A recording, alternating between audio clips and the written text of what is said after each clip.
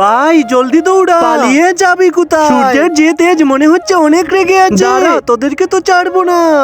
এই তো চলে এসেছি, এবার তাড়াতাড়ি ফ্যানটা চালা। দেখ ভাই, এবারের যাত্রায় তো বেঁচে গেলাম। জানটারে একটু শান্তি দে।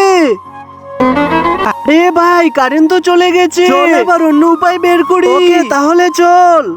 ভাই প্রথমে তুই হাওয়া দে, একবার তুই দিবি তারপর আমি দিব। একটু জুড়ে চাপ ভাই, অনেক ভালো লাগতেছে। ভাই আমি তো হাঁপিয়ে গেছি, আর পারছি না।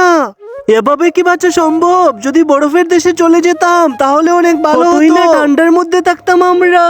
আরে এত আমরা সত্যি সত্যি বরফের দেশে চলে এসেছি, চারদিকে শুধু বরফ আর বরফ। ভাই এখান থেকে আমরা বের হব কি করে কি জানি। আমার তো এখানে বেশ ভালোই লাগছে, যদি গরম গরম কফি খাওয়া যেত তাহলে আরো ভালো হতো।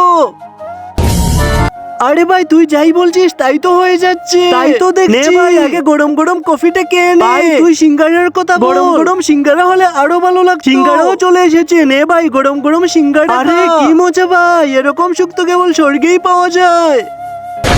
ওরে ভাই এখন আমরা কোথায় চলে আসলাম? তো তার আগে যে ভিডিওটি লাইক করে চ্যানেলটি সাবস্ক্রাইব করবে, আর মা বাবা যেন অনেক দিন বেঁচে থাকে, কমেন্ট করবে আই লাভ ইউ মা বাবা, তাদের মনে এসে যেন পূর্ণ হয়ে যায়।